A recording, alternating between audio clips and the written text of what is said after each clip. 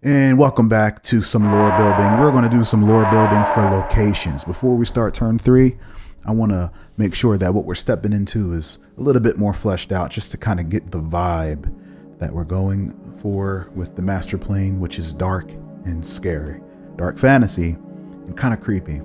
Okay, so there were some recent locations that we've discovered, and there's some existing locations that's gone through some changes that I want us to flesh out here. Again, the way this works is I'm going to read the locations that we've encountered so far, and we're going to build on the lore of these locations every time we encounter it. Hopefully every experience and story that happens there allows us to learn more about the location it's happening in, no matter how big or small what we learn is. But as a foundation, everybody's going to be able to submit, you, the audience, is going to be able to submit your comments, which should be pieces of lore, no matter how big or small. I want pieces or large submissions of lore and details for these locations, and then I'm going to combine what everybody submitted and add that to the lore that we'll build off of. Places that we've explored, key locations that we roll, they need to be built out. Now, what was the Tower Settlement? I'm essentially, I look at the Tower Settlement as the Golden Bough now. So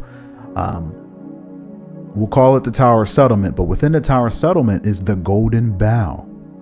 It's the Golden Bough.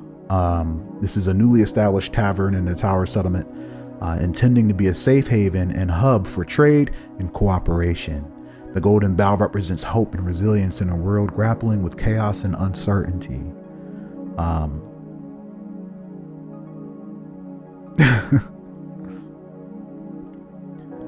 This should be interesting. A lot of this is Eden's creation, right? So we need to be careful with this. Matter of fact, I don't even know why we're discussing the Golden Bough. I think in my head I saw the Golden Bough as the Tower Settlement, but it's the Tower Settlement that we should really be building on. So now, knowing that the Golden Bough exists in the Tower Settlement, let's add some lore to this Tower Settlement. What was the Tower Settlement prior to when all this occurred? And what is the Tower Settlement now that the Golden Bough is here? You know, feel free to come up with stuff as if the Golden Bough has always been here. Maybe some time passed and this is what the future is looking like. You can talk in present time like it didn't happen yet, or you can kind of share some things, ideas of what the impact that the Golden Bough has had so far. What is it having on the settlement? Don't create anything new that the Golden Bough hasn't shown yet, but let's expand on what we know of what the Golden Bough's gonna be doing, based off of what they have so far. With regards to the Tower Settlement. So again, the focus is the Tower Settlement. This is the biggest thing the Tower Settlement has going for it now.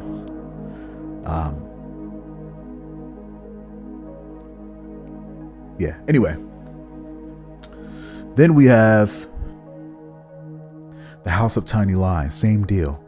A powerful organization known for its ruthless tactics, headed by the enigmatic, disagreeable master. It seems to operate primarily on contracts and thrives on exploiting the chaos and uncertainty of the Tower Settlement, or more so the master plane. I think the AI is hallucinating a little there, as it will sometimes. But, you know, prior to all the chaos happening, they did use the chaos of the master plane of the world to it's a guild.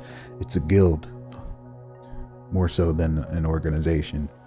I mean, it's a bunch of guild masters, like a group of guild masters that pay a lot of money to have things looked into and done. And because of the chaotic world, there's always something to be done, right? And now that the Golden Bough is kind of a competitor now, you know. But prior to this, what can we learn about the House of Tiny Lies? All we know is about the disagreeable master and his familiar, NPC aside, with the focus on the house itself, how they were able, what are their rules, and what led to there being multiple guild masters. Why haven't we seen these guild masters? Why is the disagreeable master the only one we've seen? Where are the other ones? Are they even in the house? Why is it called the House of Tiny Lies? You know what I mean? So that there's a lot to be had there. Looking forward to seeing what everybody everybody's perception of what this place could potentially become, what it is to them now.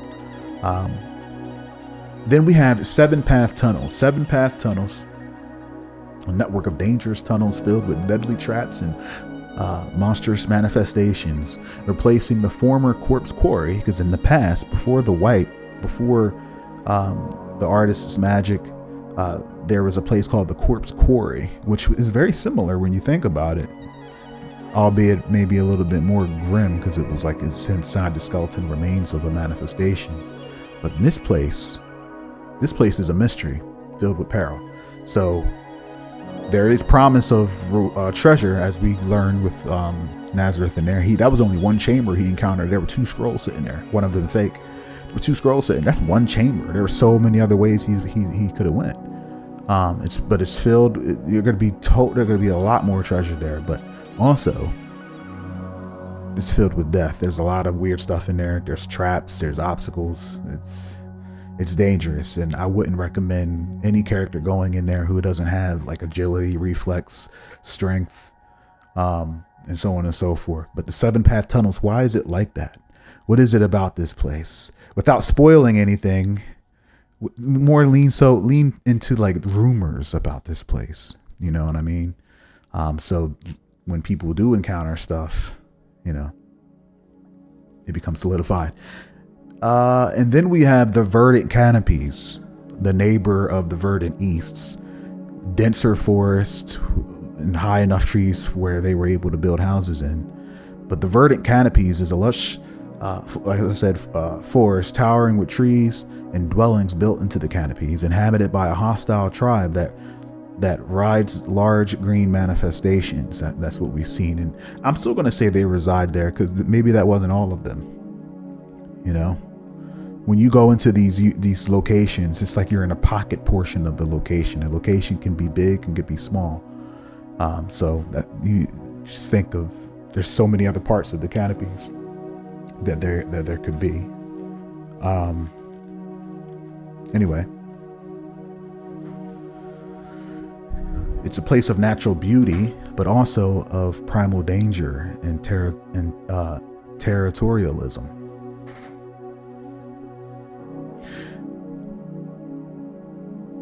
Why is it like this? Why is it so beautiful?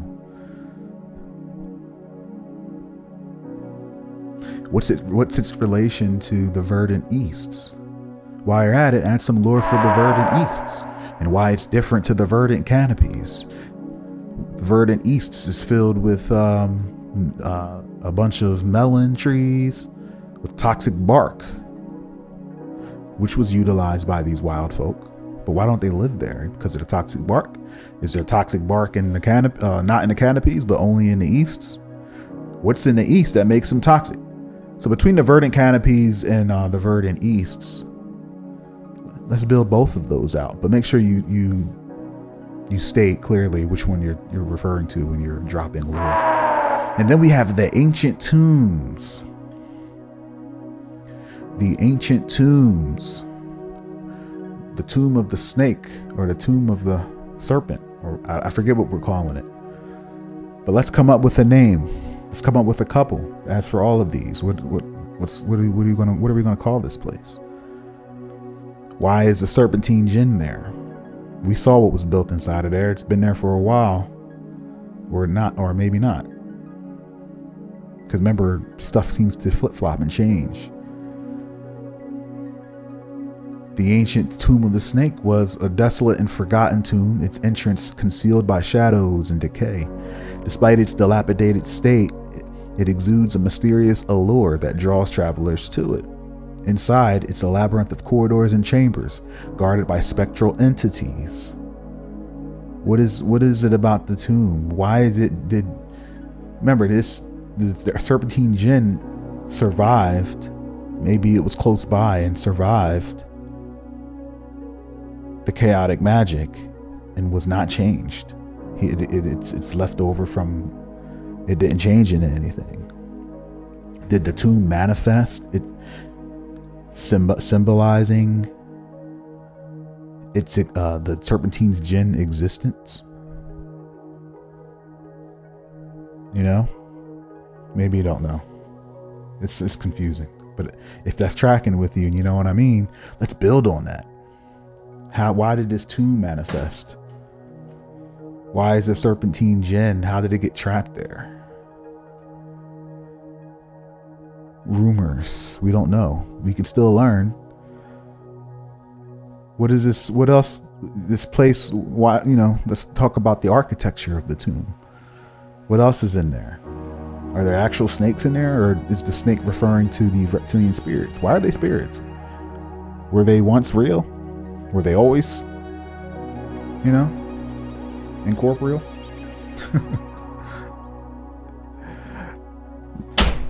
Drop some lore. Let's see what it looks like when we mix everything together. It's going to be wild.